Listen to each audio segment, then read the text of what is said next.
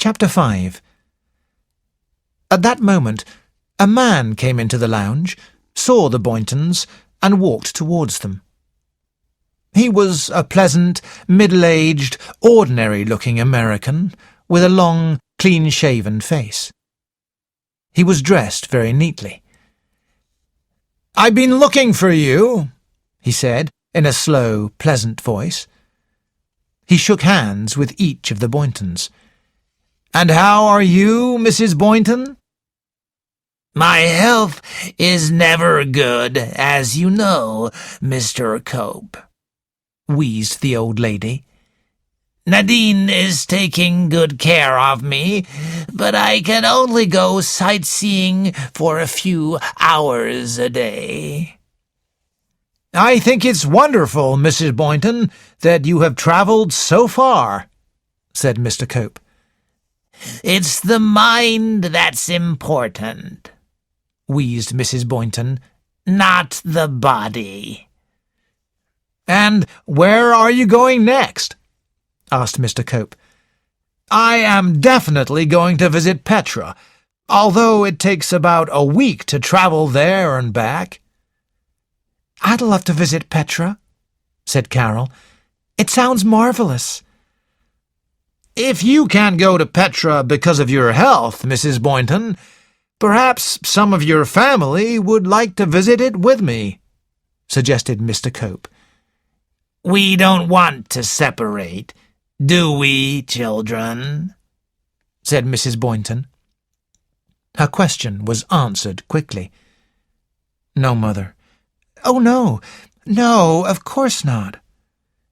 "You see, Mr. Cope," said the old woman with a strange smile, "they won't leave me."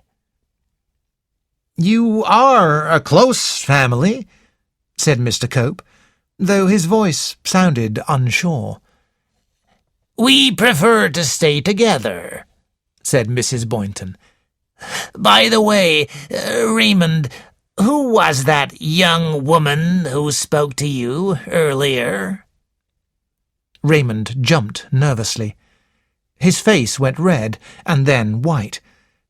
I don't know her name. I met her on the train." "I don't think we'll speak to her again," said Mrs. Boynton. She tried to stand up, but it was difficult because of her large, swollen body. Nadine went to help her. "Bedtime," said Mrs. Boynton. "Good night, Mr. Cope." All her family left the room with Mrs. Boynton. None of the others thought to stay in the lounge without her. Mr. Cope watched them leave, with a strange expression on his face. Dr. Gerard decided to go and talk to Mr. Cope. The American certainly seemed like a friendly man, so the doctor walked over and introduced himself. Mr. Cope was impressed. "I'm very pleased to meet you, Dr. Gerard," he said.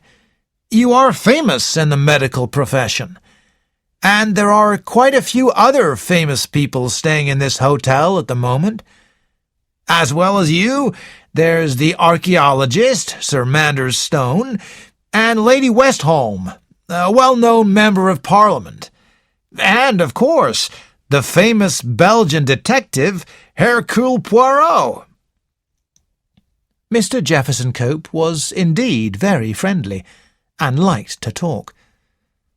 Soon he and Dr. Gerard were sitting in the bar of the hotel, and after a few drinks, Dr. Gerard said, "So tell me, Mr. Cope, what do you know about that American family, the Boyntons?" "Well," said Jefferson Cope, "Nadine Boynton is a very old friend of mine. I knew her before she was married. She worked in a hospital, training to be a nurse. Then she went to stay with the Boyntons and married Lennox." Mr. Cope picked up his glass and drank. "Let me tell you about the Boynton family," he said. Elmer Boynton, who is now dead, was a very charming man.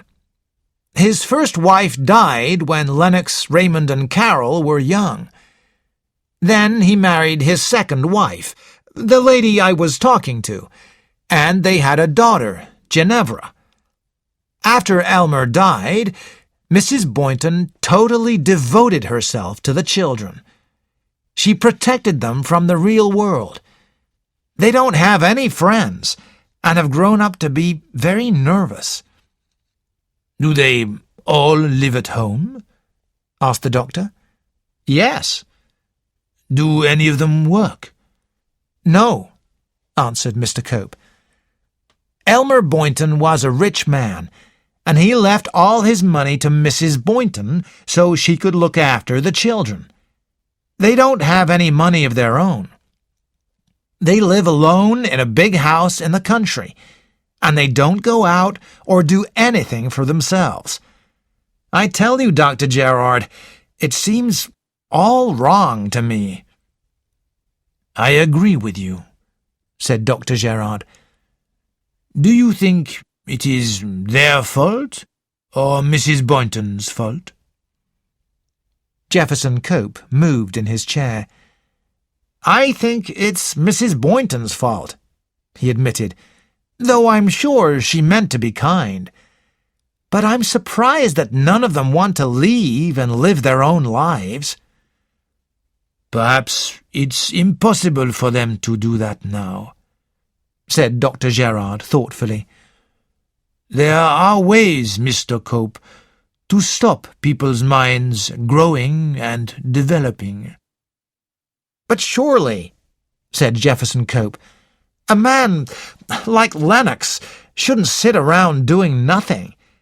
It makes things very difficult for Nadine. She doesn't complain, but I know she isn't happy. Do you think Nadine should leave her husband? Asked Dr. Gerard. Nadine needs to live her own life, said Jefferson Cope. His face turned red. I love and respect Nadine very much. I want her to be happy, and I'm here to help her if she needs me. What does Mrs. Boynton think of your friendship with Nadine? Asked Dr. Gerard curiously. I don't know, said Jefferson Cope slowly. Normally she doesn't like outsiders, but she's been very kind to me. She treats me like I'm part of the family. That seems very strange, said Dr. Gerard. I wonder why she doesn't mind you being here. Mrs. Boynton interests me. Yes, she interests me very much. Dr. Gerard had a lot to think about when he went up to bed.